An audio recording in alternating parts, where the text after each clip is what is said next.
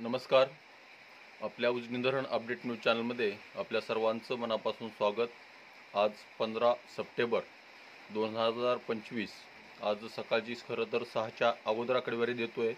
6ची अधिकृत आकडेवारी आणखी अद्यापर्यंत कोणत्याही धरणाची आलेली नाही, परंतु उजनी धरणातून भीमा नदीच्या पात्रामध्ये मोठ्या प्रमाणात विसर्ग पहाटे 3:30 वाजल्यापासून सोडण्यात येतोय.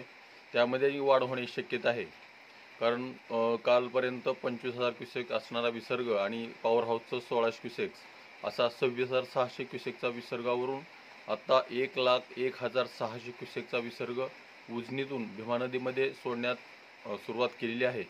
आणखी त्यामध्ये वाढ होऊ शकते, कारण दौंडच्या विसर्गामध्ये प्रचंड प्रमाणात वाढ झालेली आहे.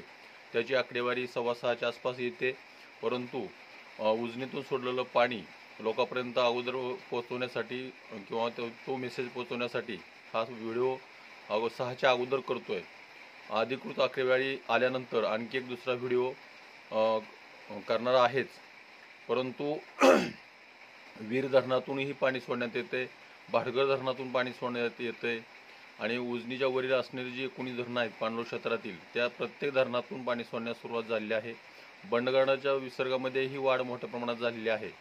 त्यामुळे दौंडच्या विसर्गात वाढ होते आणि उजनीच्या पाणलोट क्षेत्रामध्येही पाऊस सध्याला चालू असल्यामुळे उजनी प्रशासनाने उजनीच्या पाण्याचं नियोजन करण्यासाठी पहाटे 3:30 वाजल्यापासून 1,00,000 क्युसेकचा विसर्ग करण्यात आला आहे.